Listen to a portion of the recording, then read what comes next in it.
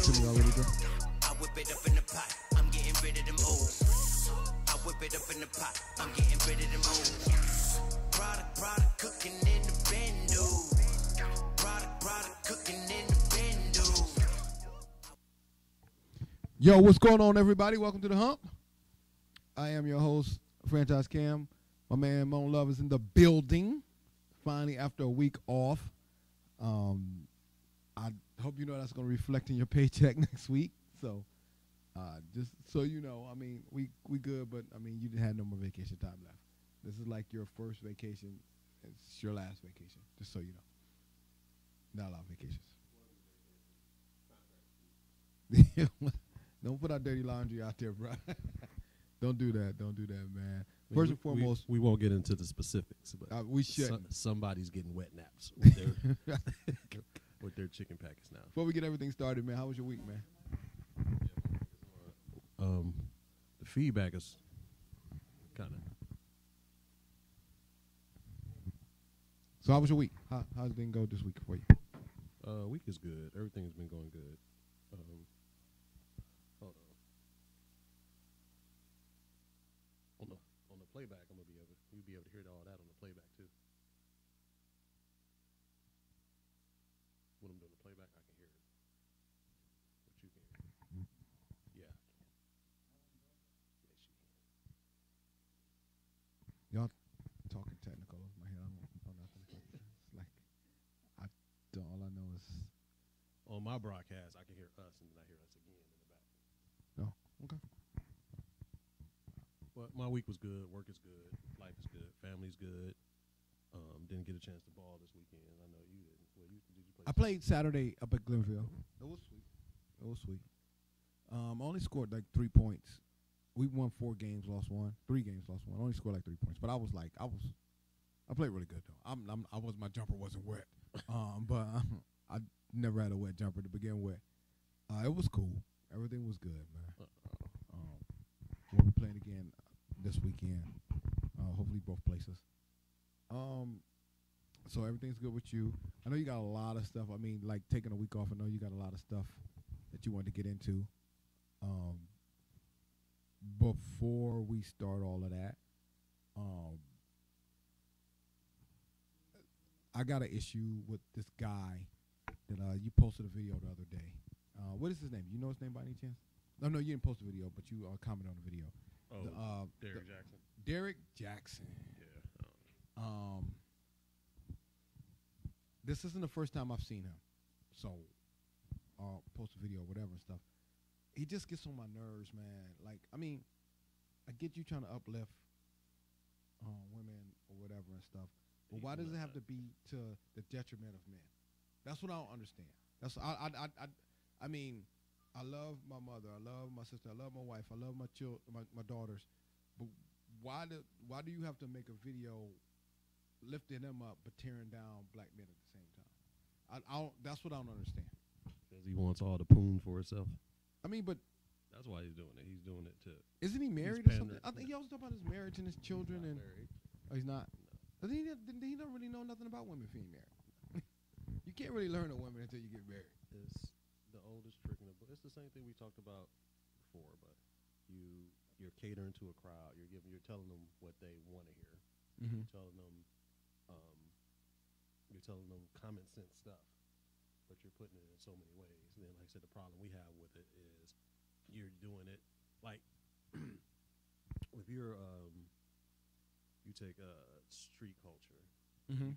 You can, in my eyes, you can never be a man if you have to talk about another man to down talk another man to make yourself look better. Mm-hmm.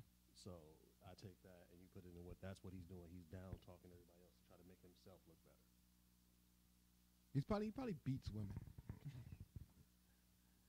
I mean, I don't believe. I mean, because he sounds hurt. He sounds like a man hurt. I don't believe like when guys say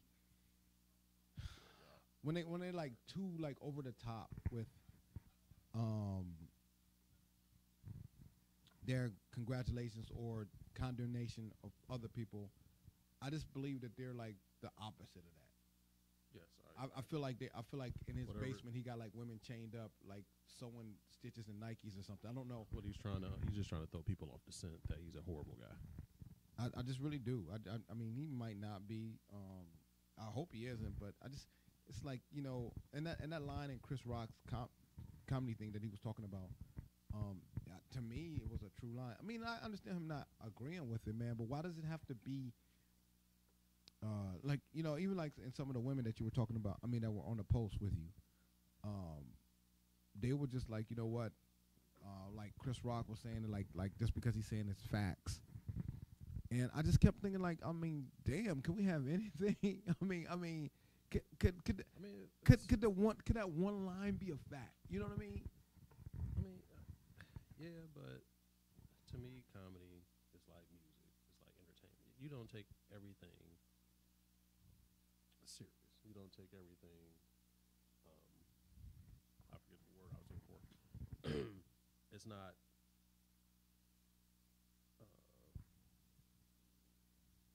I can't think of the word. I'm lost for words. But you can't take everything serious. You can't take music, movies, and stuff, and quotes and apply them to real, the real Right. life. Like you can, but it's not like everything is not 100% factual. Is what I'm saying.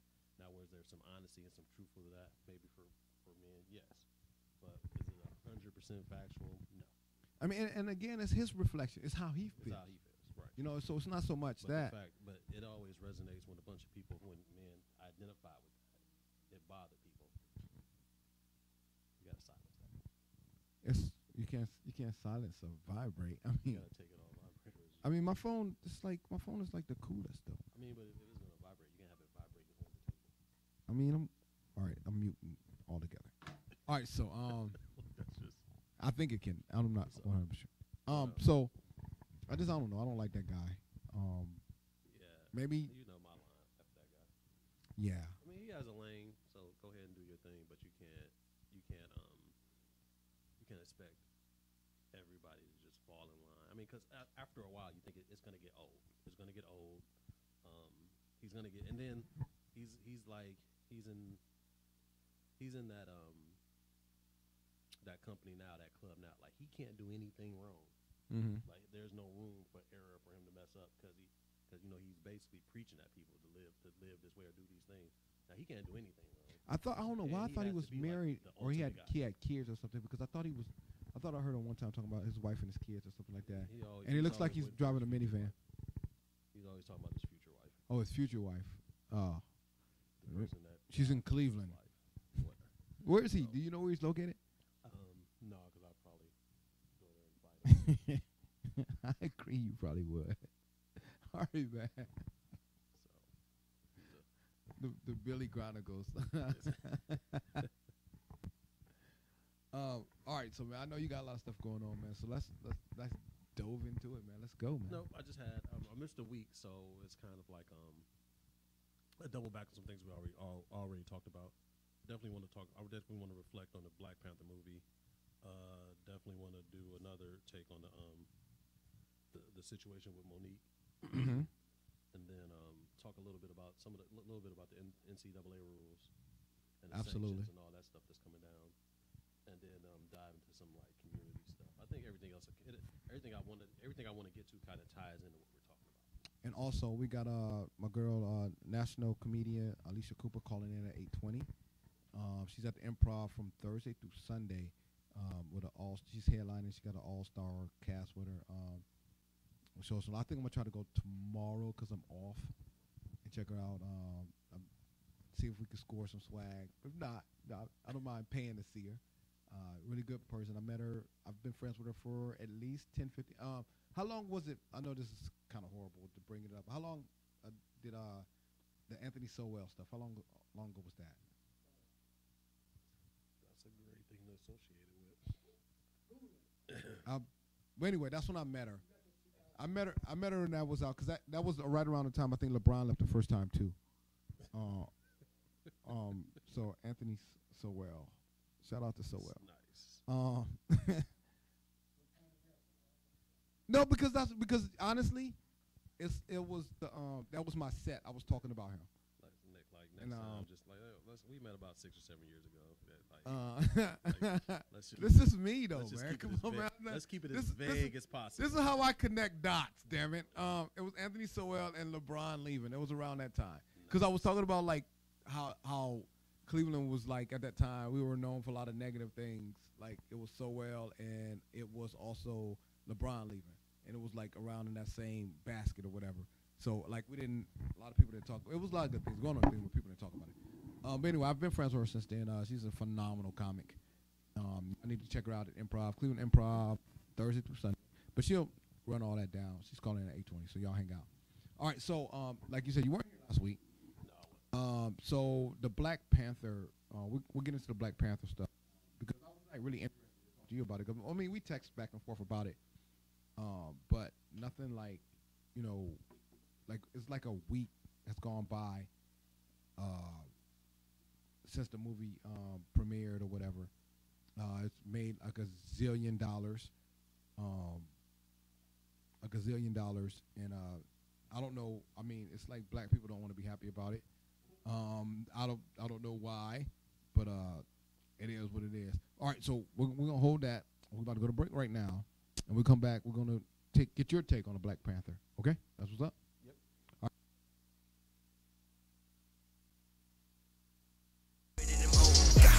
Shit, that product cooking in the bando.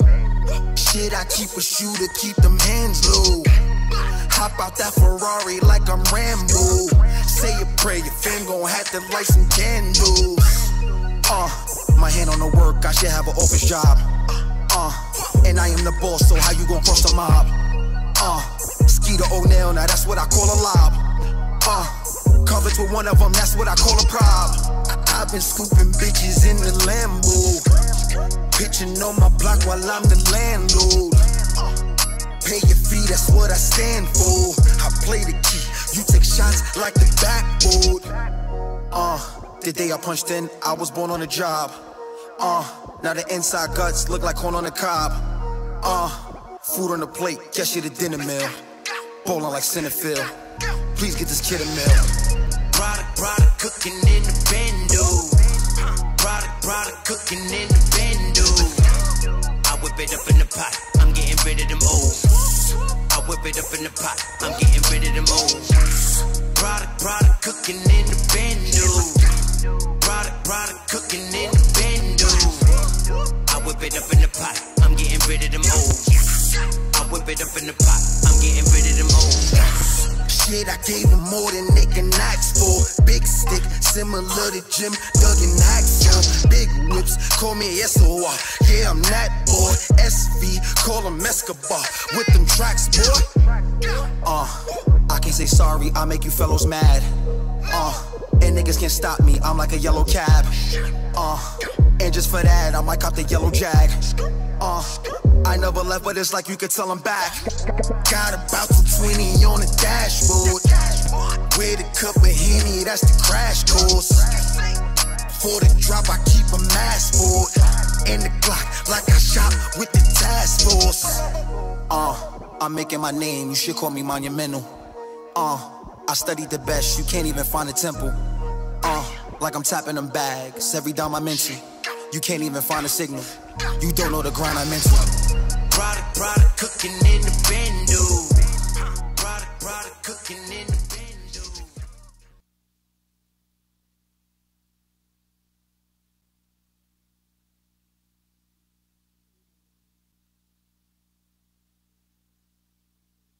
In the Olympics. Welcome back, y'all. All the players.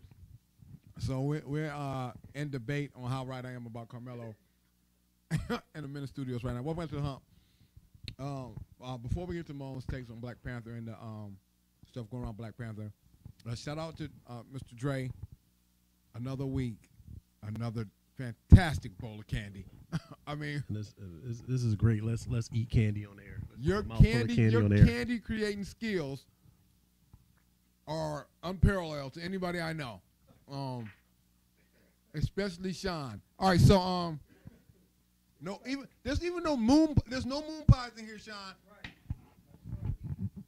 Got double bubble, and Moan can act like he don't like double bubble, but every time we go to play, he pull out some damn double bubble. Anyway, flavor. It doesn't matter. It's double bubble. You act like you don't want it on the air, but wait till we leave. All right. So anyway, let's get to you and the Black Panther. Thoughts, concerns. Okay, just to jump right into it. I see that there's a lot of debate about it. I don't really want to get into that end. I want to kind of keep it kind of positive, and I want to say that for me, it did everything it was supposed to do. Because I look at I just sit back and reflect and look at what's his name, Ryan Kroger. The thing he was faced with, like all these obstacles he was faced with. He's making a movie in an already successful franchise. He's making a movie that's that was going to be very very popular in our culture. He has this huge budget, and he has to also make sure he pleases like so many different genres of people. He has to please the comic book nerds. He has to write a film that newcomers can come and watch and kind of understand. He has to write, movies that film critics are gonna like. Then, like I said, all while making it, like I said, visually pleasing, all while giving it a cohesive story. And I think he did it. I think he did that. And not only that, I think that there's so many nuances in the movie that you gotta kind of pay attention to really understand it. So like I definitely enjoyed it, and I definitely it's definitely one of my favorite movies. Favorite? Yeah. Okay. Yeah. Just because like I said, I'm putting some of the stuff aside.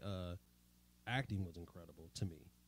For Are you a huge Eric B. Gordon fan? Michael B. I'm Michael B. Jordan. I'm sorry. Yeah, I like him. I've liked him since The Wire. I've never seen him in The Wire. If I had like a knock in some minor knock, he wasn't like horrible. So I'm not saying that, but it seemed like parts he was kind of trying a little too hard. But I mean, that's just my opinion. Loved him. His character was incredible. Yeah. One of my all-time favorite characters at this point. But like I said, some of the nuances in the movie that we can get into, because people are quick to dismiss some of the things about the movie, and not saying that that I get it or some people get it and they don't, because it can be whatever to whoever. Right. But there's so many. I think things Dre in was there, saying last week it was just okay to him, and that's fine. It was okay to me because I understand Marvel. Like they do an intro. It's like it's not one movie. It's a series. So it's like when they like the first Captain America. exactly didn't like it, but you got to understand the first X-Men. It's like they do intros and then they tie it into the Avengers and like the Black Panther was first introduced in was it Captain America? I believe so. He was in that last. So and then he'll be in Infinity War. So they all tie into each other. Like the first one, it did what I thought it would do. It's like an intro. And like the Thor. Did you guys see Ragnarok? Yeah, I like Ragnarok, man. Yeah, I like Ragnarok. It was cold. And it wasn't the first Thor. So some people would judge it, on the same scale as like Black Panther. Like, well, he's like 3-4 years. Right. If you had to, what were you most impressed about the movie? I mean, what stood out the most to you about the movie?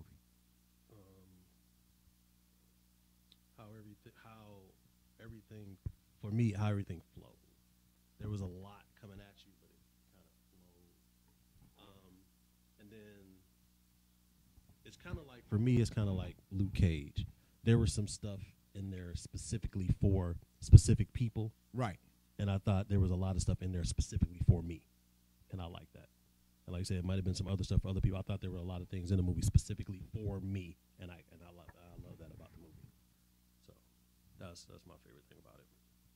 I know that my mom, like before last week when we were talking, my mom hadn't seen it, and I talked to my mom about it, and it just was really interesting because my mother, I think I brought it up on the show before. My mother was an original, like not an original, but she was a member of the Black Panthers, and I was kind of curious on how she would like. I mean, not because the movie's called Black Panther, but Cause she said to me when she heard the title, she thought it was about the Black Panthers, because she doesn't get into comic books, nothing like that.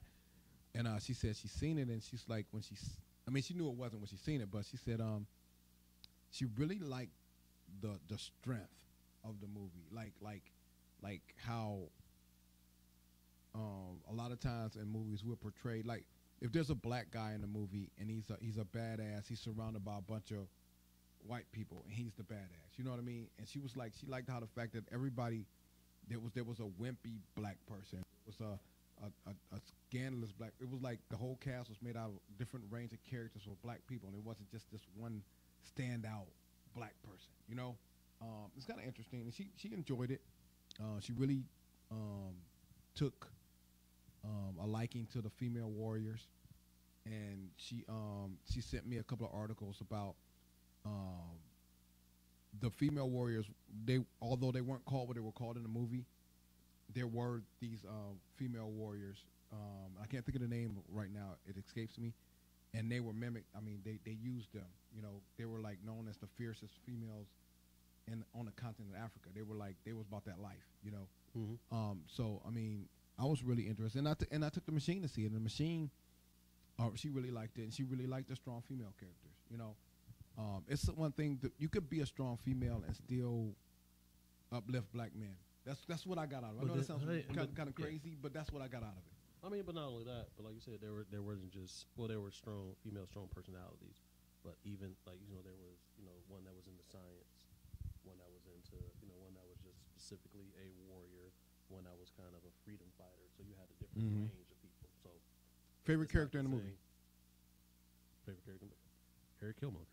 Yeah, I kind of figured that you like the bad guys.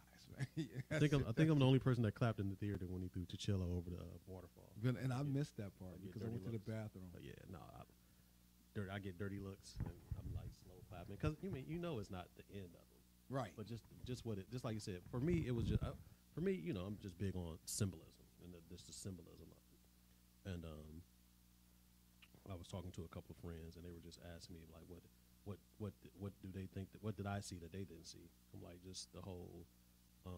Just based on like his character is the black American that's that was kind of torn away from his country, not of his own doing, and he's separated from his country. Not only is he separated from his country, he's separated from his culture.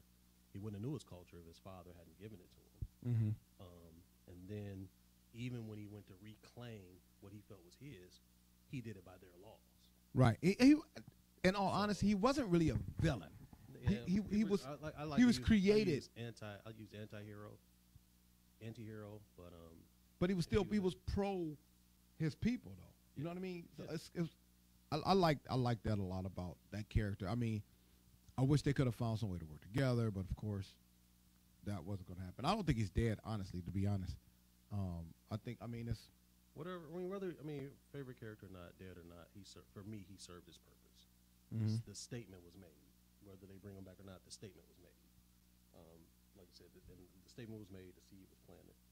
And off that alone makes it, like I said, one of my favorite movies, one of my favorite performances. And like you said, not just, is it the best Marvel movie? No. It might not even be my favorite Marvel movie, but it's one of my favorite movies now, just like I said. Okay. So. What would be your favorite Marvel movie? Probably Second. Winter Soldier. Winter Soldier? I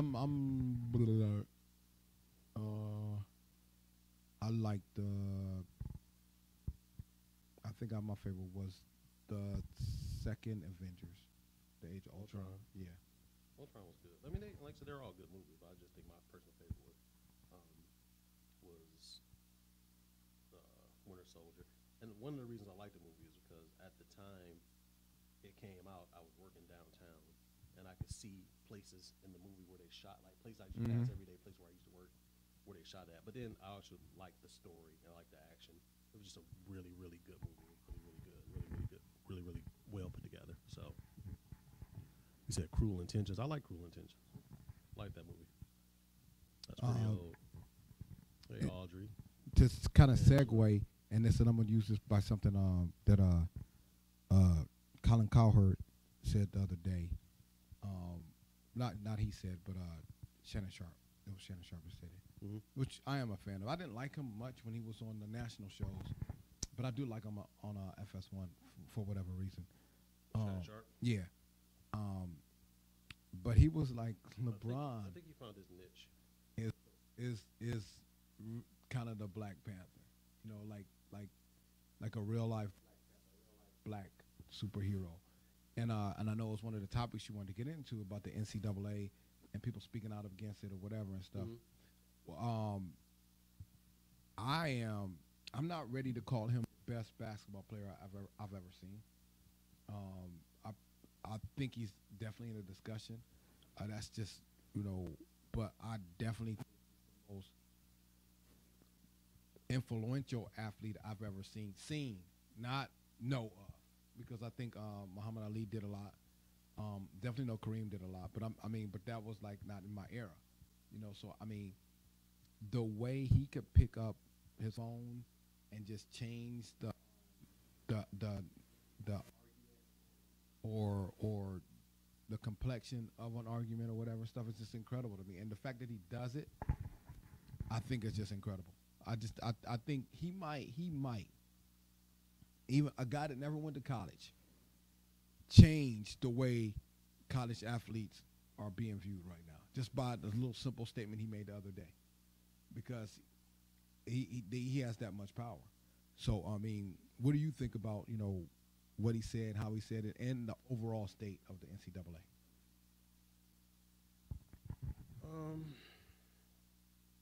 Some of the stuff that he says, some of the stuff he said, I think he could have. I'm pro LeBron. I think he could have been said. I'm glad he said it. Needed to be said. I agree with what he's saying. As far as the NCAA, I've been. Everybody knows the crux. Yeah, I've been on the side. I've been pro player since when I learned actually about the economics of sports, like economics of college sports. So I've been pro player for over 20 years. So this is, for me, it's long overdue. I really, because I'm not a huge NCAA fan anymore. I hope the NBA does have like a minor league and kind of runs the NCAA basketball out of business. I think that would be so. Because they'll put it on. They could easily put it on TV. Some of those games on TV. Yeah. March Madness is a beast of its own. And I think that's what made them partner with the NBA, because they were like they're not a necessary evil. You don't need them. If you're the NBA, you don't need them. But I you know, because look, I was a collegiate athlete or whatever, I seen so much stuff, you know, in college. And so I was like pro player back then, but it's so much money, like changing hands. Like I mean, I remember my freshman year at Youngstown State, and that's when they was winning titles. Like they were winning national championships like every year. You know, matter of fact, one of the years they beat Randy Moss in wherever he played college for. It was Marshall. So but I remember walking to the Stanball Stadium, and I was going to just work on my game, shoot around, play or whatever, and it was like 3 IROCs parked outside. Right, it was a white one, it was a red one, and it was a black one, and they were like 2 were on the end and 1 was in the middle, and they were T-tops. And this was 1991, so you remember how big IROCs were back then, you know. And I remember going in and like I seen, like I was playing ball with the cats, whatever and stuff. And then when we came back out, Ray L got in one, and Ray L was a running back for YSU, and these 2 other players, they got in these IROCs, whatever. And I'm like, where they getting this money from? You know what I mean? Mm-hmm. IROCs then weren't cheap cars. I mean, and they got them cars. I mean, as it came out later on, not at Youngstown, but it happened to Clarett and them at Old State, where they were like, just go to that dealership, and the guy would just like give them cars or whatever. So that was Trussell. So as much as they could say he didn't know about it at Old State, it happened at Youngstown. I know for a fact it happened at Youngstown because I ended up being cool with these guys, whatever. But why should it even come to that? Why can't they? I always felt like players should get some kind of stipend because they don't allow you to work.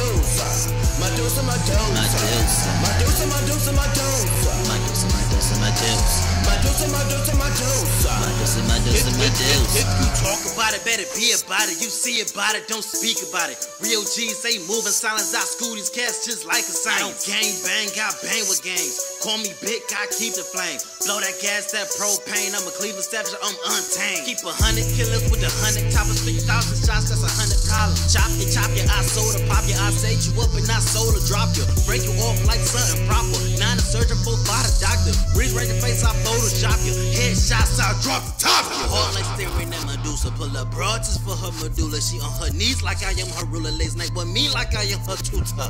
Quick to get it poppin' like Glocks and Rugers. Keep it real like a church, say hallelujah. With a closed cack saying how they knew you. Gotta go hard, my girl Medusa. 40 caliber, take you just like my manager calendar. Out of your league, you not in my caliber. Posse ain't real, they be the first ones to switch on you. Get in the gym, they be the first ones to tell on you. Quick to switch story, just like an editor. Scene bloody gore, streets is dangerous. Bullets, body shells, hood is hazardous. Medusa, Medusa. Medusa, Medusa. Medusa, Medusa. Medusa, Medusa. Medusa, Medusa, Medusa. Medusa, Medusa, Medusa. Medusa, Medusa, Medusa. Medusa, Medusa, Medusa. Medusa, Medusa. Medusa, Medusa. Medusa, Medusa. Medusa, Medusa. Medusa, Medusa. Medusa, Medusa, Medusa. Medusa, Medusa, Medusa. Medusa, Medusa, Medusa. Medusa, Medusa, Medusa, Medusa. You got step, I get caught by the Luger. I ain't got friends, just a team of some shooters. Won't be free brick and stay true, yeah. On the corner, see fiends, they clucked out. Murder fool, let him know his luck's out.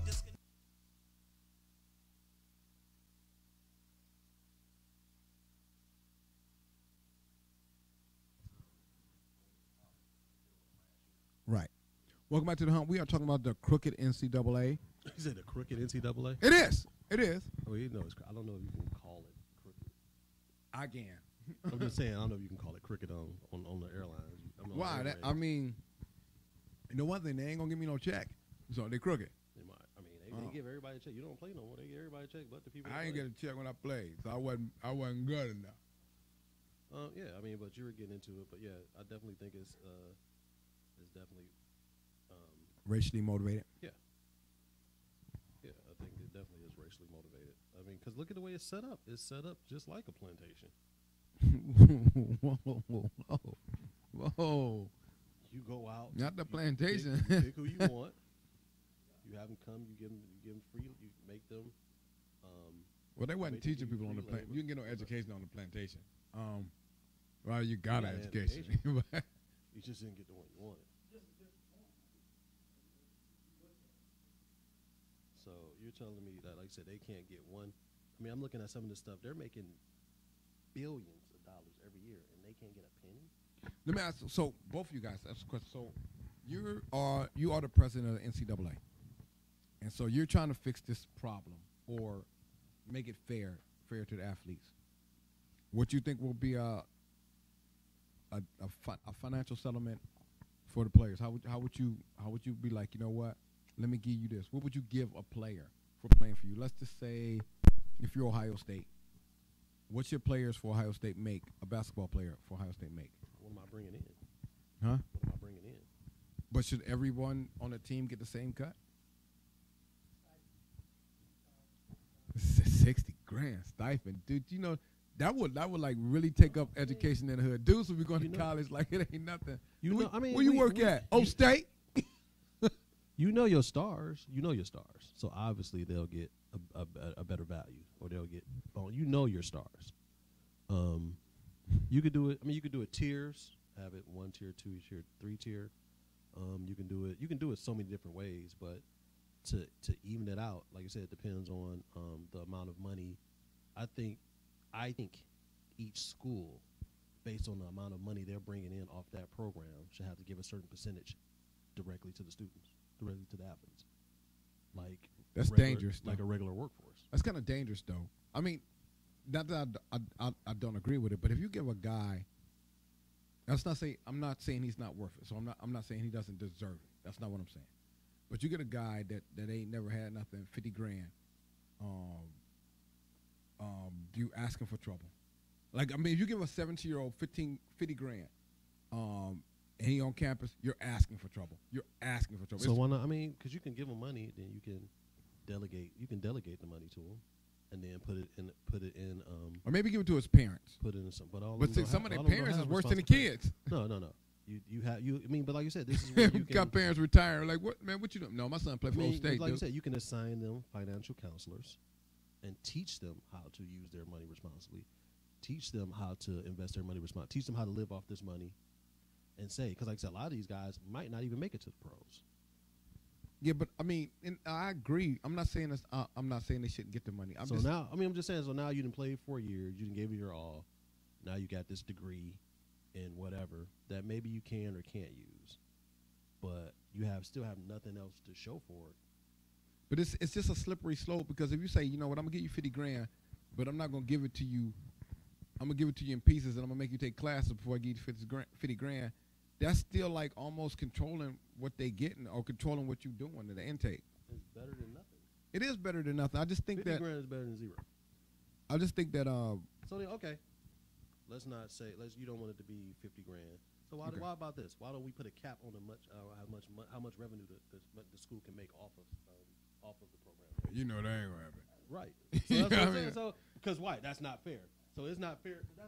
I'm not talking about the so we're fairness saying of it's it. not fair for them to make this amount of money. So you can make all this money off of them, but it's dangerous to give them. No, I'm definitely not saying it's I'm not just saying fair. it's dangerous to give these corrupt boosters. It's dangerous to give coaches all a this money. 17-year-old youth a bag of money. Yeah, that's what I'm trying to say. It's dangerous, but in some places it's a blessing. In some places, I get that. I mean, like there are people that could really use the money and will do the right things with it. I just feel like there's always going to be, and this is our race. This is our black people. Mm-hmm. For every $50,000 that might help a household, and let's just say it's 90% of the households, that 50 grand help the households. They send the money back to the family, and the family uses 50 grand. It's going to be the 10% that says, you know what, dude, I got 50 grand. I'm about to go buy me like mad stacks. And I'm about to start slinging drugs out my dorm. I'm about to start buying hookers. I'm about to start. How much weed you think gonna buy? 50 grand? Now I'm talking about they're gonna be buying Sudafed. But No, I'm just saying it's I just mean, and that's fine. But at the end of the day, it's their every money. day we're gonna turn on the news, and we're gonna see some dude. They're gonna be knocking some dude's dorm down, and he's gonna have about 19 pounds of weed up under his bed from that damn stipend, and then that's gonna take it to. Then people be like, well, if we give them this money, this is what they're buying with it, and it's that guy giving right. Don't get me wrong. Like if they went and bought cars, that's fine. If they went and bought like a house or something like that, that's fine. But we both know, we all know. I mean, but that. so you don't give them 50 grand. You do, you don't. But there's a fine line between 50 grand and them not being able to eat. Yeah, but I mean, so you're working a job, you're going to school, you're going to practice, you're traveling, and you're going back to your dorm worried about how you're going to eat. No, I'm not saying that should happen. I'm not saying you're wrong. I'm just saying it's just difficult to say I'm going to give you part of what I make when you're giving it to somebody that's not responsible. But it's theirs. Yeah, it's theirs. But that's like you but go, so you don't think that's like you go pick your check up and they say, well, Cam. Yeah, but we worked all last week, and we know we owe you this money. But we've seen the way you're living. But when I'm 40, we're trying to help you. I'm 47. So we're gonna keep this. You know I'm buying chicken. We're gonna give you enough to give. We're gonna give you what we feel you should have. We're gonna make you spend on what we feel. No. But here's the thing. What you feel. I'm 47. I don't care what they I'm buy. not 17. Listen, if I earned it, and I want to spend my 50 grand on weed and hookers, let me spend my 50 grand on weed and hookers. It's my money. You can't. You're dangerous dictating to people what they should do with their money. I'm not saying that they shouldn't get it. And I'm not saying that they shouldn't be able to spend the money on it. Another but thing what I'm saying is what's going to happen once they get it. It's an imaginary problem. It's going to be. What? Give it to them. Give it to them and let's see. We can't say this is what's going to This happen. dude's doing it and they ain't even getting no money. It don't matter. This dude, remember them dudes? They played for Cleveland State. They robbed CeCe Sabathia on the elevator. I mean, I'm not saying you're wrong. See, I'm not saying. It was Damon Stringer and another dude. I'm not saying you're wrong. I'm not saying that it's not owed to them. What I'm saying is you're creating another vacuum by clearing out a vacuum. Is what I'm saying. Okay. If you say, you know what, it's a vacuum that's going to help the majority. Here's something I say you could do though. I mean, what if you say to them? You can't say to them. It's their money. You can't say to them. What if I say to you? You can't give me a stipulation on how to spend my money. What if I say to you? You got a 4. You got right. It's not my money. You got a 4-year degree. You playing for 4 years or not playing for 4 years? I will give you. Let's say if it's like, say if the number is 50 grand for 4 years or whatever. That's what you owe or whatever. I will make sure, like I don't know, $500-600 a month or whatever. What you need for food or to be comfortable. But you're still controlling. I'm just saying you're still. No matter what you say, you're still controlling their money. And I will put the rest up for a trust fund for when you get out of school or you choose. Say if you play 2 years and you still got 15 grand in the bank, take your 15, go on about your business.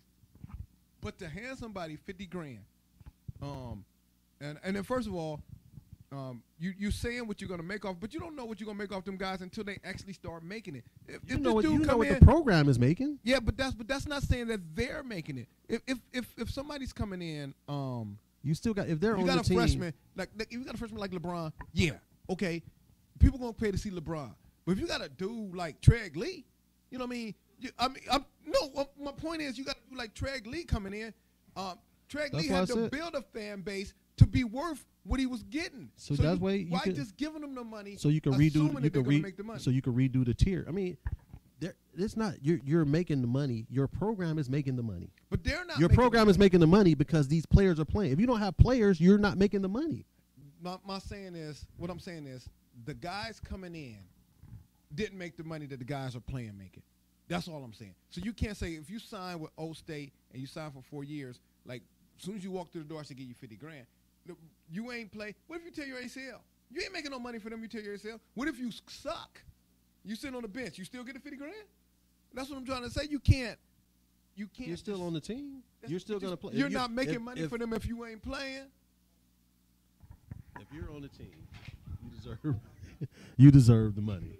If you're on the team, you deserve a cut. No, I'm not saying you don't deserve money. I'm just saying you deserve a cut. Maybe not the same cut, but you deserve a cut. And you're not going to tell me what I'm doing with my money. I'm telling you. You're not. I just feel like how many like. But these are you're saying hypotheticals that might come up, dude. Give me my money. I Don't tell me what's. You understand what I'm saying, though, right? You're saying and I understand what you're saying. Don't make me think. Don't think that I'm not saying that this is possible.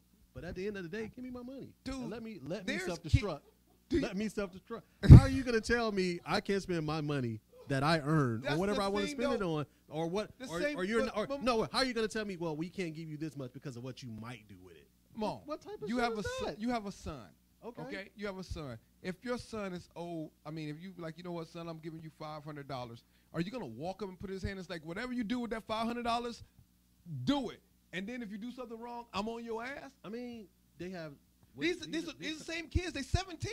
So The flip side to that, though, is he's not making any money off his son. No, making money off his son. No, I get that, but So why? And another thing, it's not just money. Don't just give the young men's money. Like I said, give them a financial advisor with that. Give them the tools to spend the money. Give them the tool. Educate them. But if they don't make them wanna take a class. Make them take a class on. Make them take a economics class, and specifically for athletes, teaching them how to spend, how to invest the money that they're getting. Don't set them up to fail. Responsible. They gotta want to be responsible. But I'm saying give them the tools though. But if they don't want to be responsible, if they don't want that, I'm not. I'm not disputing your argument. If you give these athletes this list of things you have to do for this $50,000, you don't think they'll do it? All right, you have to pass this class. We're gonna get right back to this debate in a minute. You don't think they'll do it? We about to go to a break. I'm gonna address that in a minute. We're gonna get right back to this argument in a minute. We holler at you a minute in the hump. Late. Get them dudes their money.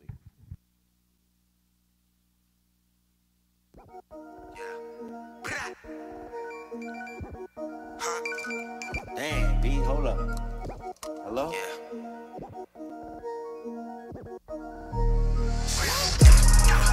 Product cooking in the bendo. Product cooking in the bendo. I whip it up in the pot. I'm getting rid of them old. I whip it up in the pot. I'm getting rid of them old. Product cooking in the bendo. Product cooking in the bendo. I whip it up in the pot. I'm getting rid of them old. I whip it up in the pot. I'm getting rid of them old. Shit, that product cooking in the bendo. Shit, I keep a shooter, keep them hands low. Hop out that Ferrari like I'm Rambo. Say a prayer, your fam gon' have to light some candles. My hand on the work, I should have an office job. And I am the boss, so how you gon' cross the mob? Skeeter O'Neil, now that's what I call a lob. Covered with one of them, that's what I call a prob. I've been scooping bitches in the Lambo. Pitching on my block while I'm the landlord. Pay your fee, that's what I stand for. I play the key, you take shots like the backboard. The day I punched in, I was born on the job. Now the inside guts look like corn on the cob. Food on the plate, catch you the dinner meal. Bowling like Centerfield. Please get this kid a meal. Product cooking in the bendo. Product cooking in the bendo. I whip it up in the pot. I'm getting rid of them old. I whip it up in the pot. I'm getting rid of them old. Product cooking in the bendo. Product cooking in the bendo. I whip it up in the pot. I'm getting rid of them old. I whip it up in the pot. I'm getting rid of them old. Shit, I gave them more than they can ask for. Big stick, similar to Jim Duggan Axel. Big whips, call me SOR. Yeah, I'm that boy. SV, call him Escobar. With them tracks, boy. I can't say sorry, I make you fellows mad.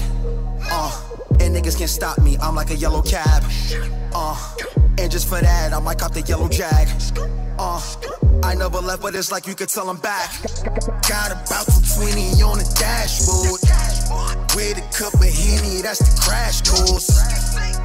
For the drop, I keep a mask for it. And the Glock, like I shot with the task force. I'm making my name, you should call me monumental. I studied the best, you can't even find a temple. Like I'm tapping them bags, every dime I'm into. You can't even find a signal. You don't know the grind I'm into.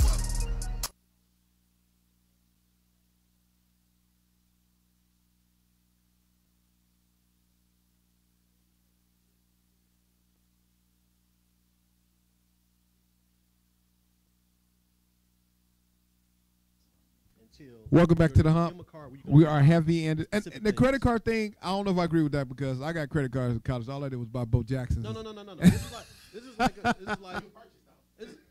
It's like just say it's like a glorified debit card. Like your job will give you a Giant Eagle, a $30 Giant Eagle gift card, but on the gift card it specifically say you can't buy alcohol.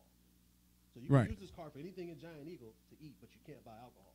That Right. keeps you from buying something with something they gave you that they feel is not good for you. Well, see, this is how I kind of look at it. I feel like a lot of rich people. I'm using the rich people for example, but a lot of times when they like have a lot of money, they don't just drop all the money in their kids' inheritance and stuff like that in their kids' lap. They, like you said, they make sure they be responsible.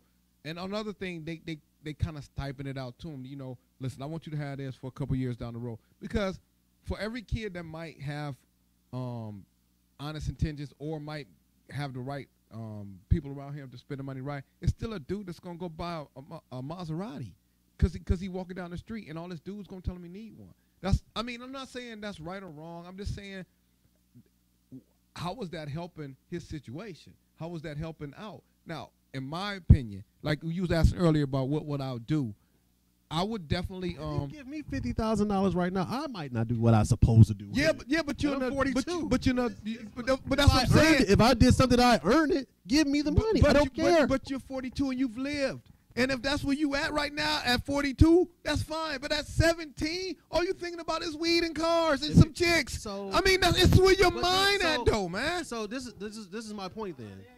So this is my point. Most of them. So this is my point. So but the thing about Young it, Gotti, but you're Uzi, but you're Jeek. playing- I so mean, listen, that's what listen, they listen, see. Listen. So but Right. So this is the problem that we run into in this country. So they're good enough to play college sports. They're good enough for you to make money off of them. They're good enough to make these decisions on and off the basketball court, on and off the basketball court. But then when it comes to finances, they're not good enough. They're not smart enough. How is that? It has nothing to do so why with. not just make it a certain age before they can play college ball? Oh, you can't do that because you're missing out on prime years that they can make money for you. I mean, So they can't make money off their prime years, but you can. That's stupid. the validity of it. It's crazy. But that's what I'm trying to say. You're causing a problem by fixing a problem. That's all I'm saying. I mean, and maybe you're saying, I get what you're saying was a good problem to have because you wasn't going to get that in the beginning. But you know how many people will be messed up? Let's just say, I'm not just going to say kids.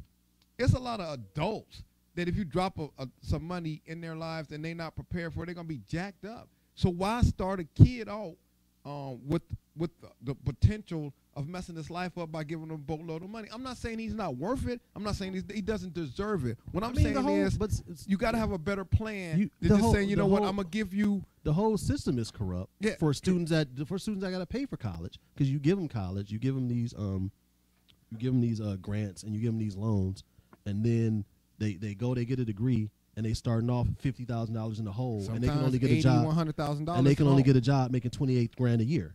So Yeah, the whole system is corrupt. I'm not disagreeing with you one bit. So I'm I just feel saying, like if there's players or people out there that can take advantage of the system, why not? my The thing money, is- we know the money is there. my thing is I ain't gonna say I don't know what the percentage is because I don't know all these people going to college. I'm just saying, hold them account. We're not I making think sure a lot of we're them not will making make sure the mistakes. NCAA is putting money back in the If neighborhoods. they get a lot of money at the first and one lump, I feel like if somebody, I think there's a lot of people because of our the way it is in the hood. And I'm gonna call it out in the hood. But I'm the way it saying- is in the hood. I So, think a lot of those players. I we mean, can- a lot of the kids coming up now. Without the right, and you can't even say without the right parenting, because a lot of the parents might be like, you know what, my son at O State, I'm about to get that laid. We can You know make, what I mean? So we I can mean- make sure Dean Jones has 3 yachts and not put no money back I'm in the not hood. saying- But I'm not we saying we he's can't wrong- get he's we can't right get either. Deion $50,000 because he might buy some stats. I'm not saying neither one of them. Even are though he wrong. made this money, I'm just saying. off of him. Well, what I'm saying is when it come down to the end of the day, at the end of the day, if the dude that you give $50,000 to, if he make mistakes or he buy all this stuff, he's gonna be looked differently or he's gonna be treated differently if he make a mistake than Dean Smith or whatever. I'm not opposed to them getting anything. I'm not even opposed to how much they get. I'm opposed to how are you going to do it to where their life is not going to be fucked up, excuse my French, from getting that money. Because I mean, it's like if somebody. But I mean, how are you? There's gonna no do it where their guarantee. life is not messed up There's when no they're not guarantee. getting There's no guarantee, but I'm saying they run more of a risk of making a mistake at 17 than you make a risk of running make a mistake at 27. That's just my opinion. Before, players used to leave. You know why players used to leave college early? To make money, to support their, to help support. Right, absolutely. But you in a locker room around a bunch of older guys, and if they do make a mistake, you could be like, you know what? I was in a locker room with Moses and Dr. J. The same locker room that's going to go out. You're not. And when you're in college, you with a bunch of other kids. Yeah, when but you I'm was saying, in the NBA, but you with a bunch of adults. you're with other men who think you have money like them, so they're going to go out, have dinners, and make you pay for it. When Moses, they're going to help you waste money too. When they're Moses, going to put so much pressure on you to, you know what? I used to live humble, but all these other guys, like I said, are driving Ferraris. Now I got to keep up with them, even though I'm not in the same bracket. It's a different type of pressure. It's an investment, though. It's an investment. It's like a different type of pressure. When somebody goes no straight pro, matter what, you have to be smart with your money, no matter what. When somebody goes from high school to the pros, it's a different environment. The team is invested in you. They make sure that you're okay. Yeah, but they make sure you're together. When a college do it, they don't give a fuck. The teams don't make sure. They don't give a fuck. They didn't make sure Anton Walker was okay. The college don't care if you. They just The make. NBA They don't need care. The NBA care enough if they invest. If you sign a 5-year contract at NBA, they want you to play that 5 years. They want that because the NBA is fully guaranteed. No. They don't care what you're going, but they're gonna make sure you ain't in no. Well, they ain't gonna make sure because shout out to Lamar Odom. But I mean. They're gonna be people around you, like even with him. You remember what's the player name? I can't think of it. And he used to like be notorious for like getting drunk and being messed up. And the team bought him a chaperone. You know what I mean? Because they invested in him. They're not gonna do that in college. That's what I'm. That's my point. They can though. But they're not going to. The upperclassmen are kids too. They kids too though. And what is the upperclassman now in college? 20, 18? I mean, you got an 18 watching over a 17-year-old?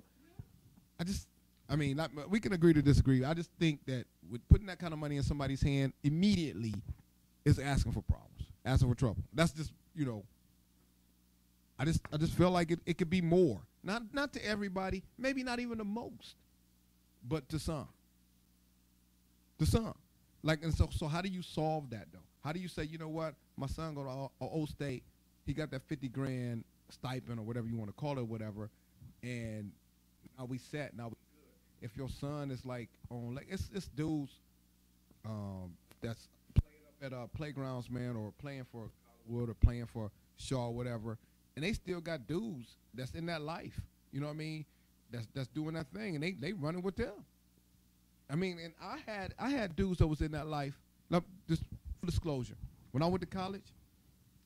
I spent my money up one time on something stupid, and I ain't have money for books, like 1 quarter, right? I spent my book money up. I had my dudes that used to sell drugs. They came up and brought me book money. You know what I mean? My dudes came up, they drove down to Youngstown and like, listen, you made it out the hood. We're going to look out for you, whatever, blah, blah, blah. Imagine if I had $20,000 then. Nigga, y'all come on down here. Nigga, we turning this bitch out. That's how I would have, and I'm a responsible person. Wasn't then though. That's my point.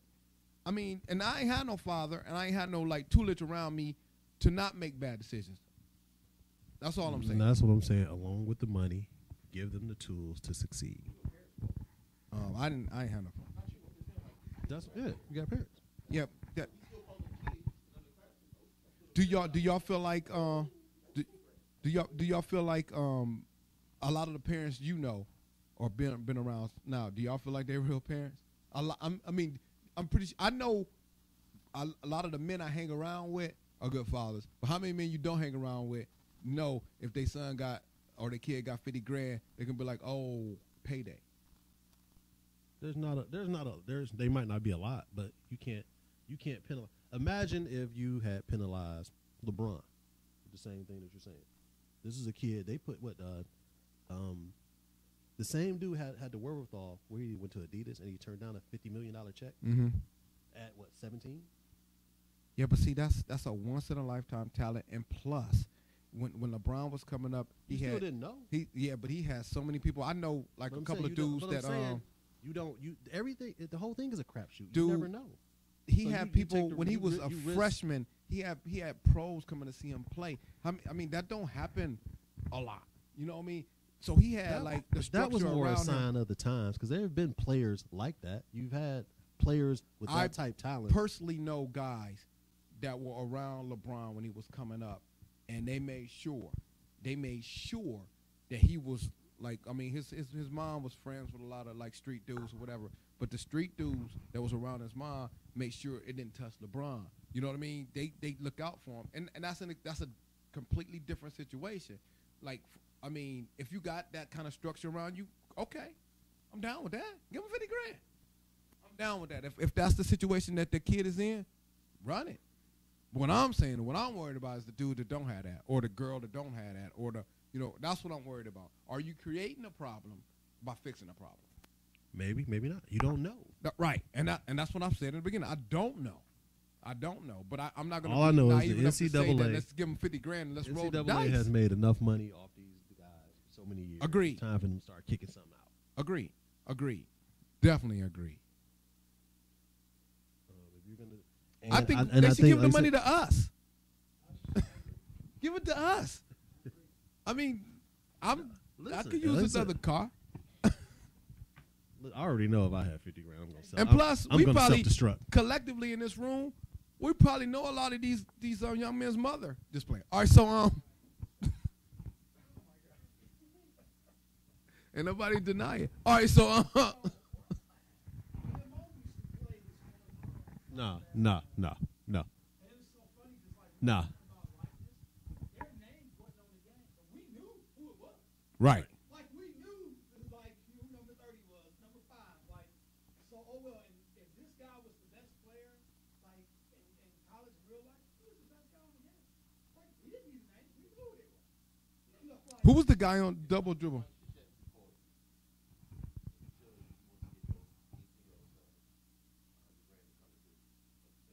Like, if he does it now and it's illegal, if it's illegal right now, absolutely, I'm telling him yeah.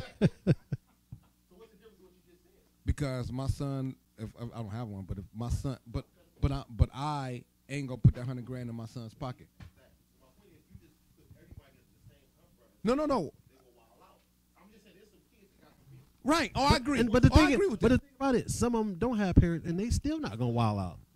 Some of them have parents, and they're gonna wild out. Yeah. Grown people, right? Ain't even going. Gonna corrupt. Ain't even thinking about gonna going. corrupt.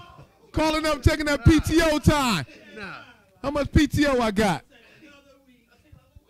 Yeah, I'm good. Yeah, it's gonna be that, right? You can't. No, I don't.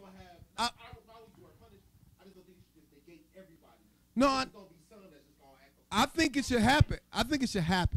I'm just saying, are you causing more of a problem by it happening than you are fixing the problem? That's all. I mean, there is no.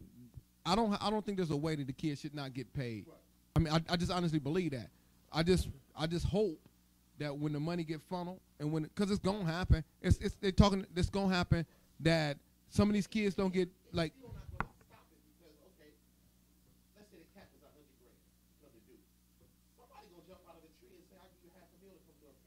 And they need to go. They need to go. Right. It's just trying to even the playing. Okay, we got to go to break. Can we go to break real quick? Because she's calling at 8:20. I want to play that clip. You get the clip? All right, so we about to go to break, and we're going to come back at 8:20. We got Alicia Cooper calling in. She's headlining this week at the Improv. So we're going to holler at her. Real smart woman. She got a lot of Donald Trump stuff. I think she really got it bad for my man. And we'll be right back. The Hump in a minute. Late.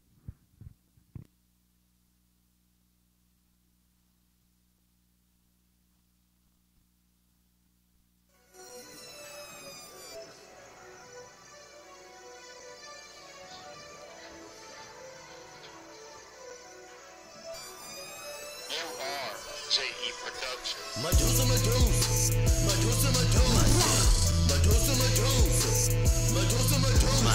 Medusa, Medusa, Medusa. Medusa, Medusa, Medusa. Medusa, Medusa, Medusa. Medusa, Medusa, Medusa. Medusa, Medusa. Medusa, Medusa. Medusa, Medusa. Medusa, Medusa. Medusa, Medusa, Medusa. Medusa, Medusa, Medusa. Medusa, Medusa, Medusa. Medusa, Medusa, Medusa. If you talk about it, better be about it. You see about it, don't speak about it. Real G's, they move in silence. I school these cats just like a science. Gang bang, got bang with gangs. Call me big, I keep the flame. Blow that gas, that propane. I'm a Cleveland savage, I'm untamed. Keep 100 killers with 100 toppers, 50,000 shots, that's 100 problems. Chop your eye soda, pop your eye, set you up and not soda, drop you. Break you off like something proper. 9 a surgeon, 4 by the doctor. Bridge right in your face, I Photoshop you. Headshots, I drop the top of you. Hard like staring at Medusa. Pull up broad just for her medulla. She on her knees like I am her ruler. Lays night, but me like I am her tutor. Quick to get it poppin' like Glocks and Rugers. Keep it real like a church, say hallelujah. With a closed khaki saying how they knew you. Gotta go hard, my girl Medusa. 40 caliber, take you just like my manager calendar. Out of your league, you not in my caliber. Posse ain't real, they be the first ones to switch on you. Get in the gym, they be the first ones to tell on you. Quick to switch story, just like an editor. Scene bloody core, streets is dangerous. Bullets, body shells, stood is hazardous. Medusa, Medusa. Medusa, Medusa. Medusa, Medusa. Medusa, Medusa. Medusa, Medusa, Medusa. Medusa, Medusa, Medusa. Medusa, Medusa, Medusa. Medusa, Medusa, Medusa. Medusa, Medusa, Medusa. Medusa, Medusa, Medusa. Medusa, Medusa, Medusa. Medusa, Medusa, Medusa. Medusa, Medusa, Medusa. Medusa, Medusa, Medusa. Medusa, Medusa, Medusa, Medusa. You got stuff, I get caught by the Luger. I ain't got friends, just a team of some shooters. Won't be free, brick and stay true, ya. On the corner, see fiends, they clucked out. Murder fool, let him know his luck's out. Disconnect his lumps, it's lights out. Off for thinking he tough, how? Everybody already know. You fake, you phony, exposed. Sweet ST, we know you thinking I'ma forget and let it go. I'ma grab the stirrup and let it blow until we see your insides exposed. Thinking you real, no. Medusa, you stuck, you froze. Medusa, you stuck, you froze. Medusa, you stuck, you froze.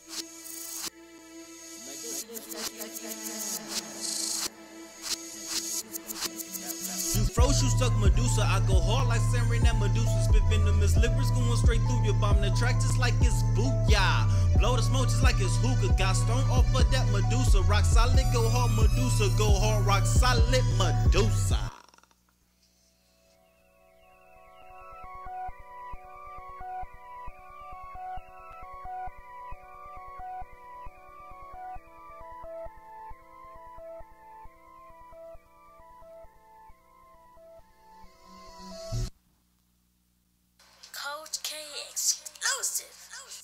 I ain't leaving my section. We bout to turn the fuck up. I ain't leaving my section.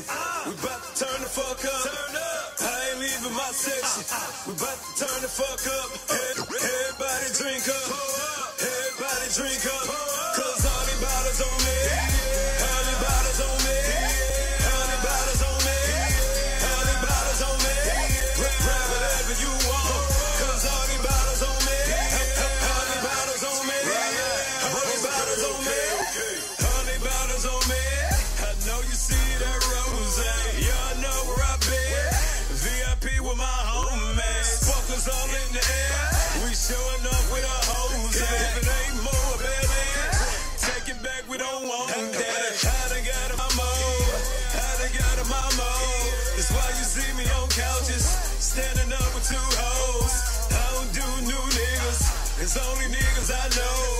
I allow my section. You know. I ain't leaving my section. We bout to turn the fuck up. I ain't leaving my section. We bout to turn the fuck up.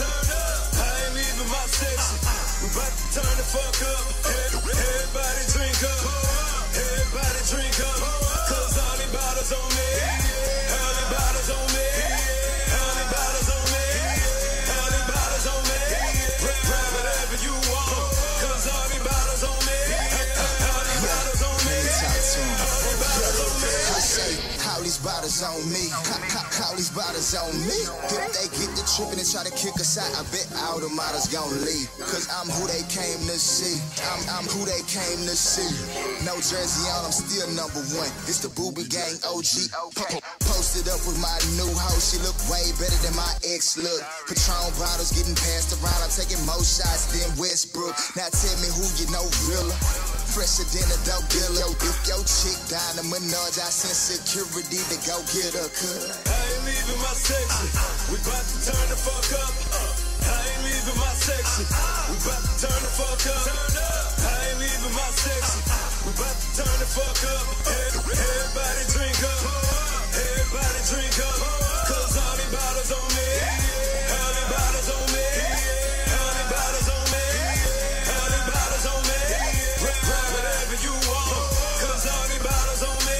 All these bottles on me. All these bottles on me. Pour up. Come and help a nigga drink this more up. All I wanna do is make you throw up. Spend 1,000 on the bottle, but so what? Pour up. Come and help a nigga drink this more up. All I wanna do is make you throw up. Spend 1,000 on the bottle, but so what?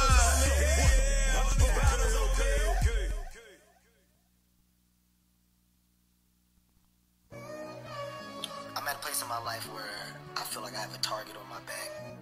And because of that, I should make smart decisions. At the end of the day, man, I just simply gotta do better. You know, I'm not perfect. I'm not gonna sit up here and say that I am or claim to be in any way, shape, or form. So I miss weekdays, slapping you the weekend. You must have drunk too much and fell off in the deep end. Talking about you keep 'em satisfied, bitch, please. You better stay up in your place and it's on your knees. You see these rapping ass niggas got you gassed up. Fucking over good women for these bad butts. Get your calculators out, let's do the math, slut. And I'ma really tell you how it all adds up. See, I'm the one that held him down when he caught his case. Name on the deed to the crib, combo to the safe. And all his family members and nowhere is mama stay. Sundays, family dinners, and it's church. Special occasions, more trips, even holidays. My man is my man, bitch, and I do not play. You will fuck around and get hurt in the worst way. Got a position that can never ever be replaced. What makes you think you can ruin what you didn't build? A couple baths, couple meals, and he paid the bill. Are you surprised now? Think I didn't know about you? He tricked off a couple dollars, brought the hoe about you. But I'ma chill, hold my head and stay classy. Cause you a gutter rap, bitch, and you nasty. But I done had enough of arguing with you through, bitches. Shout out to side bitches, aka boot bitch. When a wife come to hold you down, shut me down. Shut me down. Turn to the side. Let me see. Turn to the side.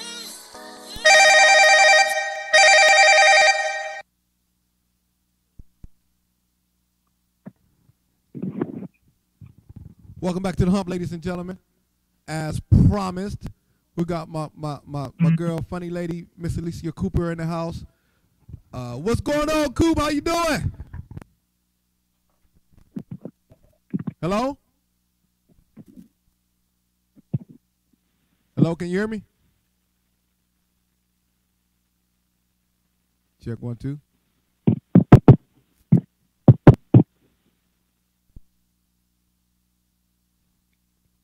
Coop, can you hear me? Yeah, how you doing today?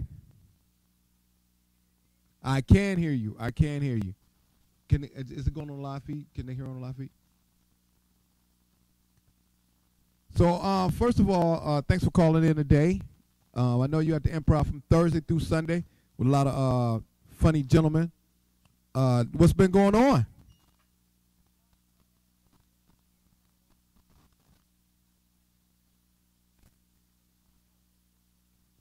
I'm sorry. Hold on 1 second. Can you hear me now? Thank you. Like I was saying before, I know you at the Improv from Thursday through Sunday with a bunch of funny gentlemen. But before we get into that, what's been going on?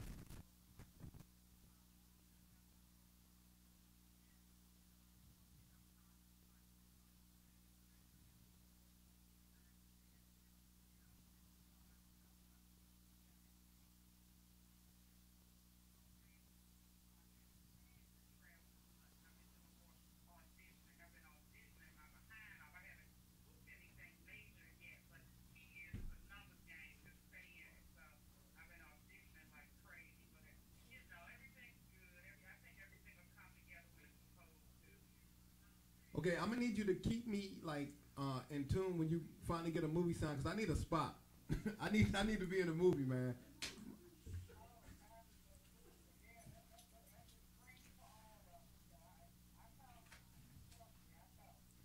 Okay, so I follow you a lot on social media, man, and I know you have an issue with President Orange, just like everybody else. Uh, what's been on your mind with him lately and the comments he's been making?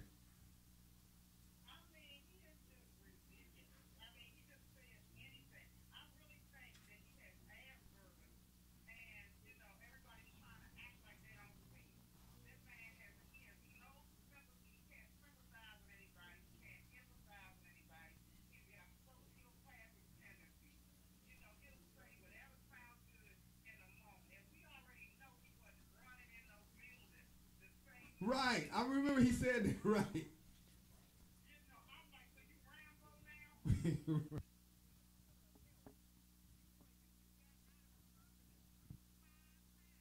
Right, because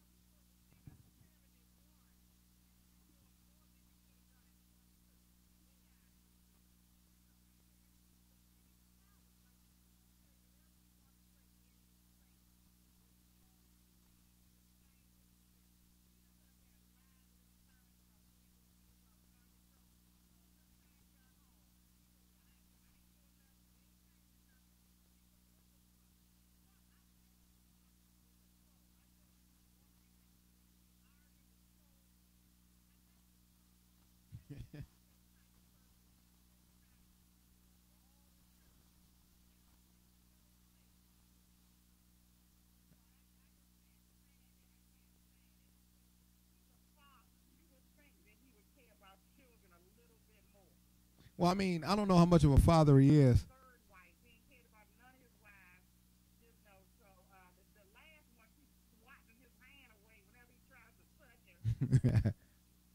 Yeah, I don't know. I mean, this is the same man that said he would date his daughter, so I don't know what kind of father he is.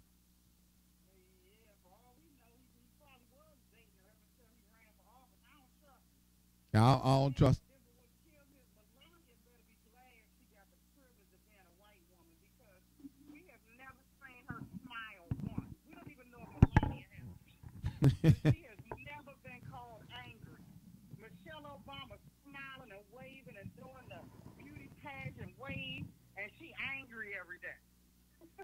Well, look who she married to. I can see her being mad. So did you get a chance, real quick, did you get a chance to see the Black Panther movie? I did see the Black. Not only did I see it, I saw it in IMAX 3D. So how did you like the movie? I loved it. I really loved it. You know, I mean, it was like 2 hours and 20 minutes long or something. You know, it was a long movie now. It was a long movie. But I really enjoyed it. I thought the graphics were beautiful. Everything was just beautiful. It looked like whatever the latest technology is, that's what they shot this thing in. I mean, the technology is otherworldly, and I mean everything was beautiful. I really enjoyed the soundtrack. Kendrick Lamar. Oh yeah, that's a great soundtrack. You know, so I'm in there jamming to the soundtrack. I loved everything about it. Now, have you been privy to any of the online debates about the movie? I guess the hate or the trolling of the movie. Have you heard anything about that? You know what? Now that I have not been privy, so I guess I've been insulated because a few Facebook feeds that I've read, everybody had positive things to say. What was the negative stuff? Well, a lot of people are saying the movie's not black enough. Not saying. I mean, just because they wanted to be like Roots or inspiring or something to that effect, and not realizing there was a comic book movie. Yeah, first of all, we done had a whole bunch of chocolate people on things. We cannot afford to be complaining now. I have no complaints. Chocolate people got to work. So, because you know, usually the first people hired is the biracial. So some chocolate people got to work. I ain't picking up no dust. They could be like, well, if y'all ain't never satisfied, we ain't working y'all no more. No, I don't understand what the complaints were. It wasn't black enough. They never said it was gonna be rude.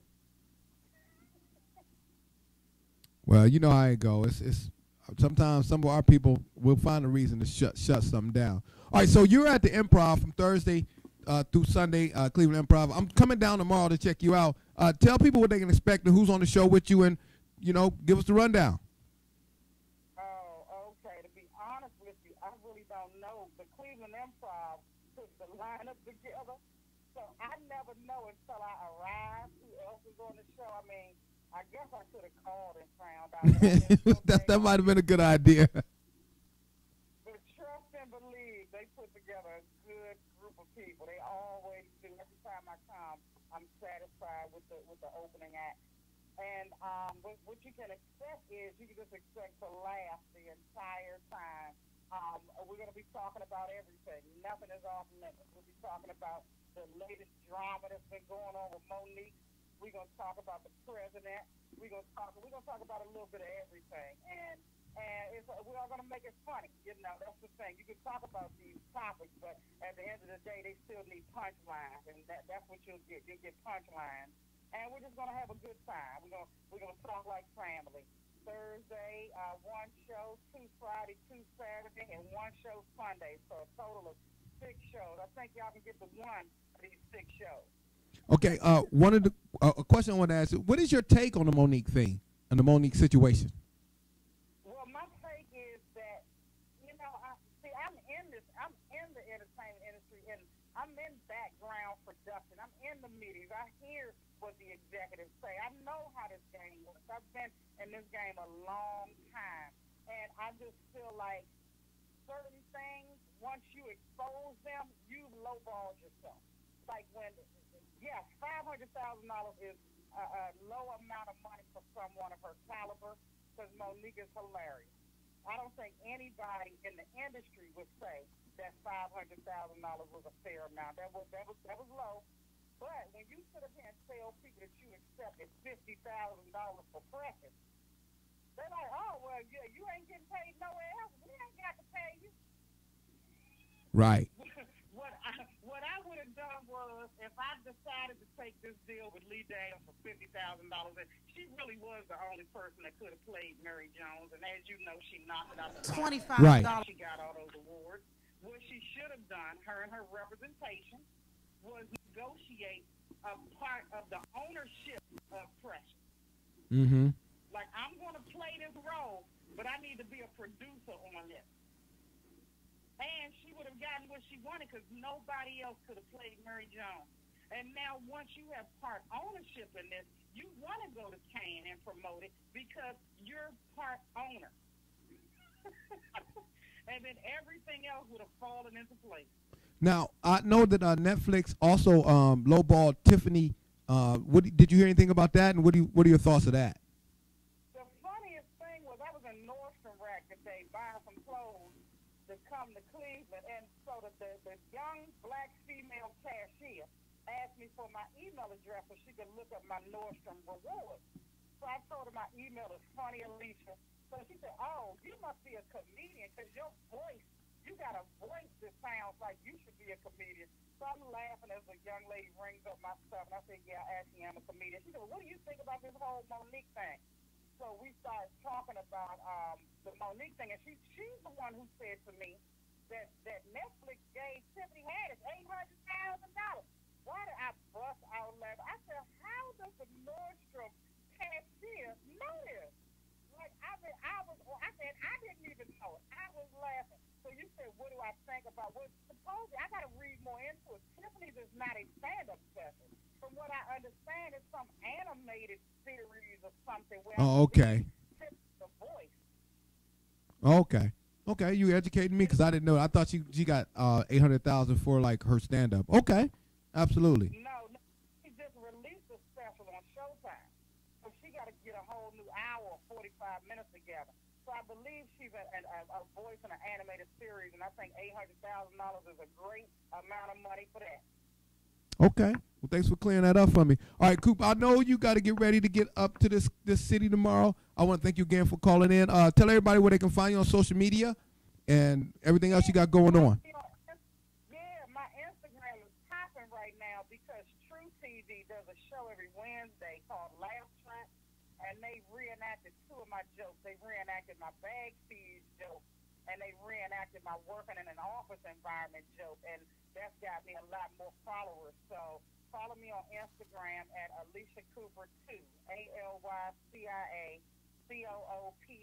and the number 2 is my Instagram handle. And you can join my Alicia Cooper fan page, or Twitter is just at Alicia Cooper. But yeah, stuff is jumping off with my little social media. I'm working on that, and I have one more joke that they're reenacting on True TV Wednesday, March 7th, and that's a joke about how kids today are different than when we were growing up. Okay, I seen the baggage check one. That was really funny. I've actually been sharing that already. And I will be there in attendance tomorrow to check you out and to get ready to laugh. Thank you so much, Coop, for calling in today. Thank you. I can't wait to see you. All right, that's what's up. Thank you again. All right. Bye-bye. Bye-bye. You guys tune in. We about to run the Coop clip right now. I was at the airport to check your first bag. They know we going out of town. We got to take something. I fixed them. I stood in the lobby and put everything in my luggage on my body. I had 8 suits, 4 skirts, a Wonder bra, some Feety pajamas, a pair of shoes on my feet, another pair tied around my neck. I sprayed all my perfume on. Drank my scope like it was Jägermeister. I said, you ain't getting this $25. He was like, ma'am, you're leaving your luggage. I was like, you mean my hat? There's more funny where that came from. Subscribe right here, right now, and you won't miss another laugh.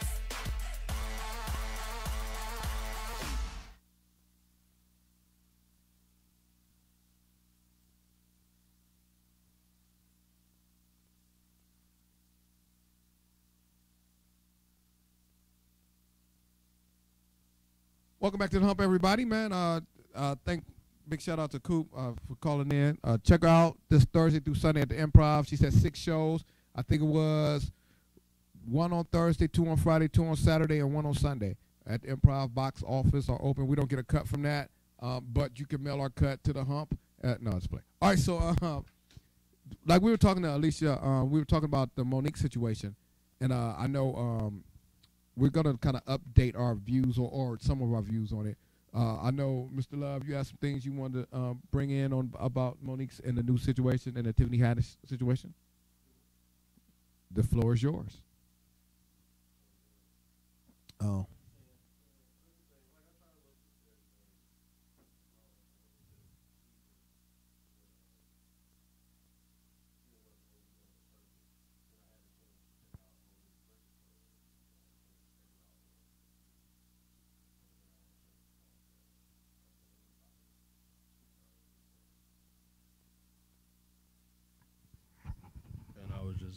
Thinking like as a people, as a society, especially like I said, especially our people, we are so quick to dismiss and tear each other down that like it's like they don't even have to do it no more. Like the others don't even have to do it no more because we do it to ourselves. And some of the times it be unwarranted because we're the same person that tell everybody, but that tell our girls to be strong, stand up for yourself, and then as soon as somebody do it, we make fun of them. Mm-hmm. So if somebody take a stand for something, is she not worth this? She not worth that? It's not this. It's like, why can't? I mean, even if you don't boycott Netflix, why do we go to a point where we have to make fun of it like it's not valid? And we know it's been valid for so many years, and it goes on. It goes on so much in our society. Like I said, not just with black women, with just minorities, period. But then, why does everything she's saying, and as she's backing it up, sound so far fetched? Because the first thing they do when you make a valid point, like I said, when you go against the system, they try to make you seem crazy. That's the first thing they do. Then they can't make you crazy. You know, they wait and they try to let you self-destruct. And when you don't do that, they just wait now for us to just turn against people. And then, like I said, we eat our own for no reason. I mean, I've seen her attacked for so many reasons other than the fact that she was standing up, not just for her money, but for minorities, period. But at first, she was just standing up for her, like in the beginning. At first, I think her delivery was But like you said, the fact that she's spoken up about things before, I think, like I said, she already had this stigma about her. And like you said, that we know this about the media. They'll put out something about you that's not right, and then when the truth comes out, they don't print that. You know what I'm saying?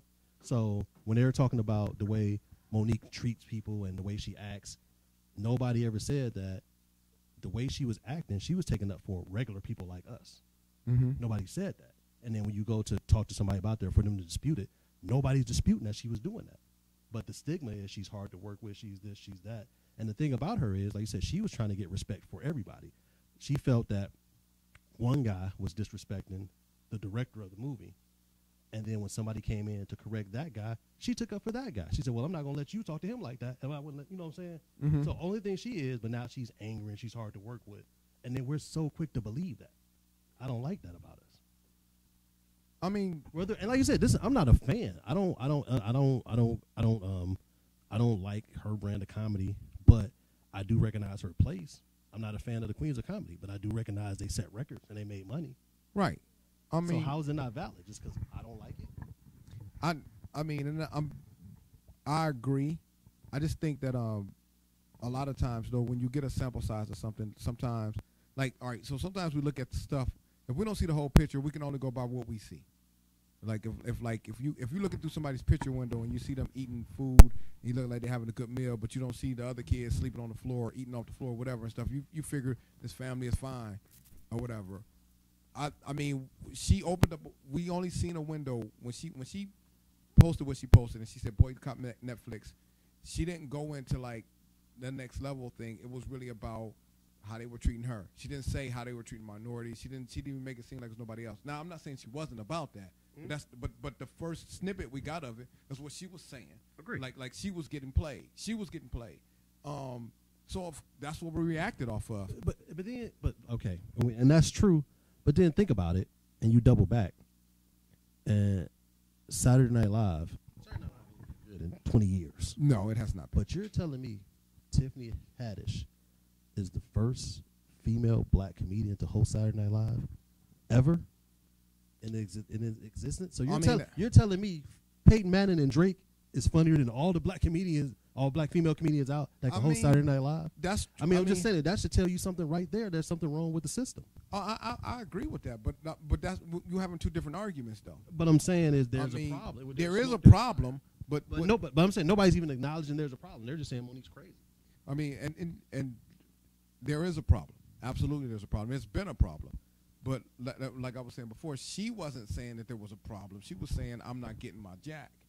I mean, now she's saying, or the things I see her saying now, she's like, yeah, it's been like this. This is messed up, which is true. But, but that ain't what she came out for. At first, she was like, you know what? I'm a legend. You know, pay me my jack. I deserve this. We said the same. She sure did. She sure did.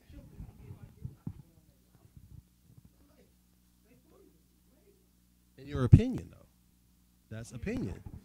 What you mean?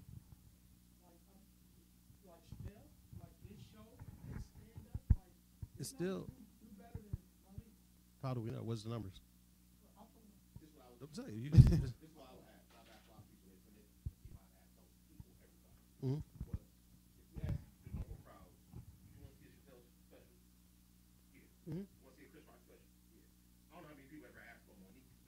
That's fine, and I get it, and I know you're putting, but I'm just saying the things. Okay, let's just say the same thing, but the same thing is Monique had a show that ran longer than the Chappelle show.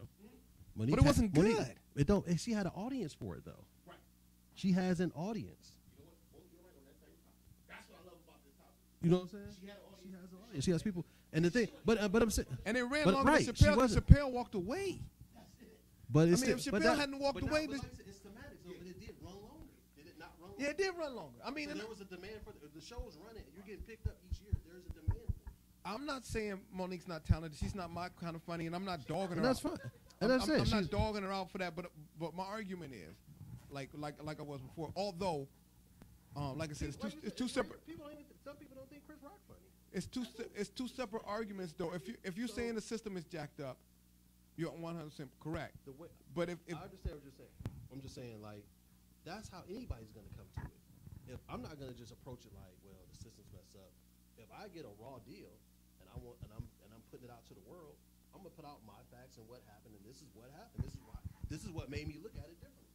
It took that to make her speak on it, even though it's been happening for years. Well, my grandmother used to say this thing. She said, "Don't start off telling me a lie, and then try to catch up telling the truth." What's the lie? No.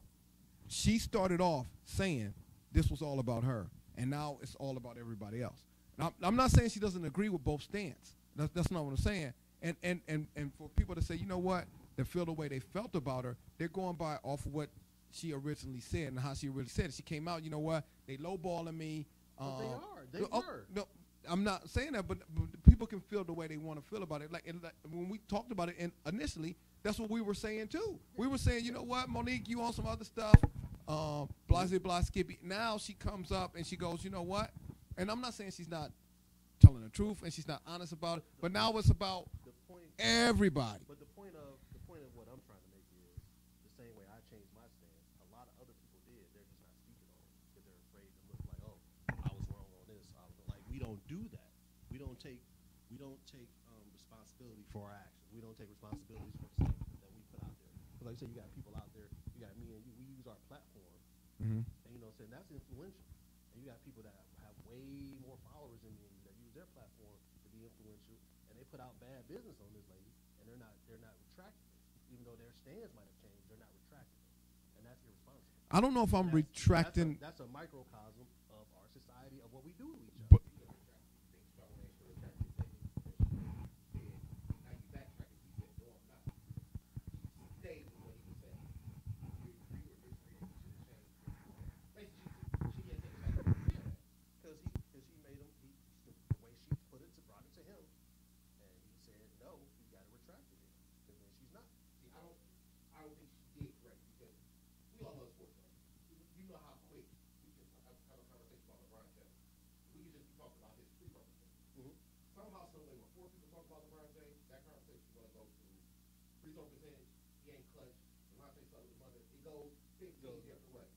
Monique made this conversation, we said go two different ways by her first comment was about this, and then on this interview she finally cleared it up, which is cool.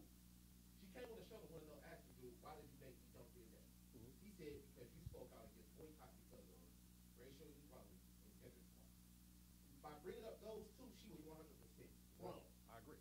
She didn't clear that up that day. I said the same thing. That's why I can't. That's why I feel some way about her. Like if you would have cleared that up, that's cool. But she hit me to a lot of stuff. He never said any of that. Though. He said, I wish he didn't say that though. He said, I gave you don't get it because you said right. No, I'm saying he gave it to her. Right. And then he proceeded to agree with a lot of stuff she was saying. Right. They rebutted a little bit. Right. But then he never said, you know what, I'm with you. You know right. Yeah, he didn't say that. No. Well, maybe, but maybe he wasn't though. He wasn't with. See, that's but then why agree with? He wasn't with her on that. But I'm saying why agree? Everything that you just said. Right. But then why? Like you said, you're agreeing with her, and she changed her stance a little bit. A lot of ways he was trying to save face. I don't think he was. You know, and I'm saying that because I'm not sure. I'm not saying either. Right. I mean, either. That's what I'm saying. So I think a lot of ways he was trying to save face. I'm saying I don't think he said face because I would have said thinking you named Schumer, Rock, and Chappelle, which kind of killed your own argument. But then you came on, you spoke about all these issues that I didn't even know about, which is 100% right. Right. But the topic that we were talking about on this show today was this, and it's like she didn't clear that up. That was just my issue. Like, right. I get black men and a woman, and you just said, right. That's not. And you get my pocket. I get what you're saying, but then her, like you said, her argument is valid. The way she presented it, that's wrong. Right. You would have said against black women, you win. Right. So, but I'm saying like a lot of people, like I said, they're sticking to their because you know, like I said, Angela quiet, right? Envy quiet. Somebody on there got to save face, and Charlamagne is going to save face. Right. And at the end of the day, we all know his motto. He just wants to have good ratings. So he don't. He's gonna. And that's what he should be into. Keep friction, no matter what, because that's what he does. So, but I'm saying, to me, to a certain degree, that's irresponsible. Here's the thing. I agree with her on everything that she said, but I agree with it separately. You know what I mean? I do agree that there's a gender, like a black women don't get the credit they deserve or get the money they deserve. I 100% agree with that. I agree that she should have got paid more. I agree with all this stuff. But when she's giving you pieces at a time and not coming out saying this is why I'm doing this or this is why I'm saying, if she came out, she says, you know what, Netflix is dogging out black women. I want y'all to boycott. I wouldn't have done it, but I took some validity to argument. But she said, I'm a legend. Give me my money. That's what she said though. But at the end of the day, you gotta respect that. I do respect it, but I'm saying, but you can't. Saying what she feels.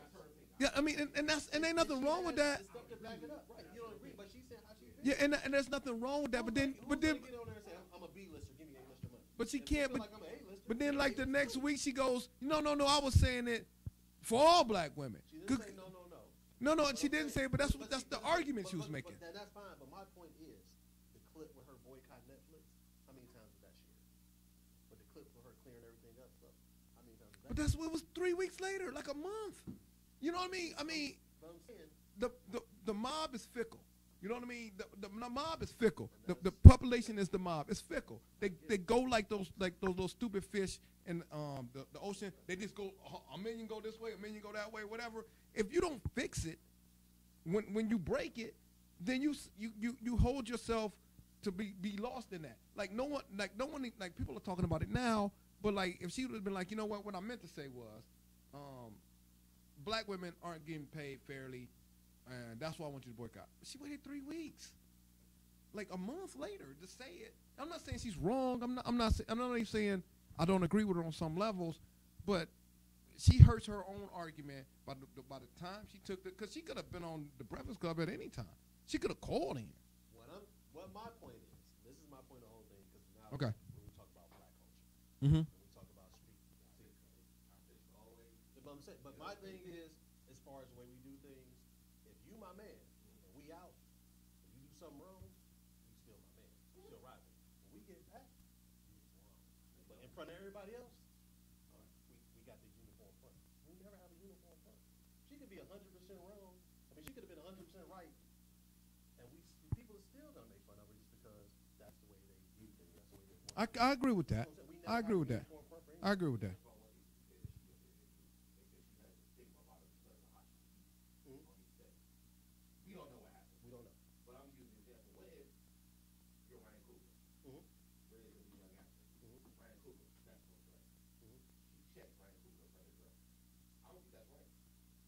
Maybe he shouldn't stop at him, but you don't check me in front of him.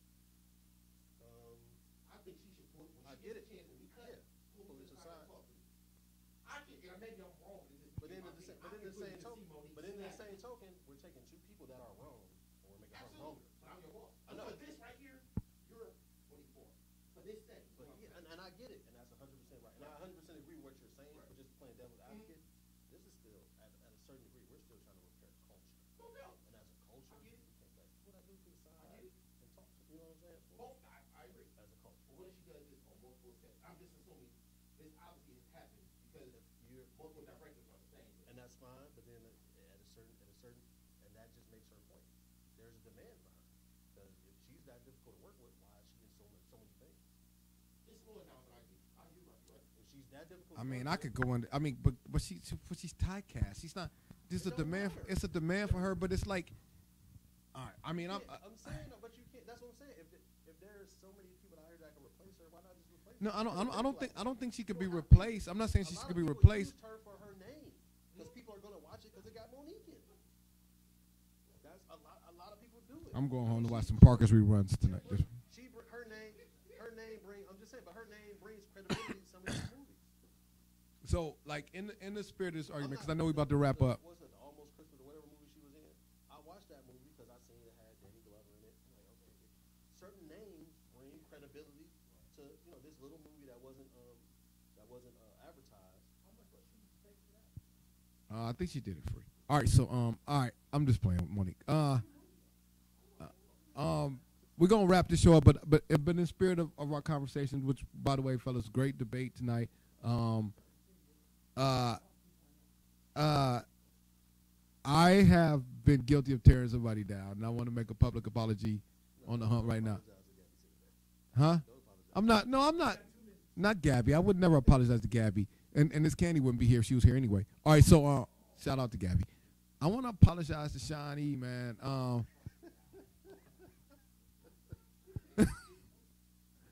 Sean, man, listen, man. Wait. I'm apologizing for on the air. I should have pulled him to the side off the air and be like, E, man, we could use some more candy, whatever and stuff. Use your platform to tear the black man. And I did so much so that the guy that wasn't even in charge of candy brought candy in. And I want to apologize, man, not just to Sean, but his family members and anybody that heard the show and be like, you know what, Sean, you dead wrong for eating that last moon pie. All right. We will check y'all out. Right. He said Sean, but he said, now you know what the last one was.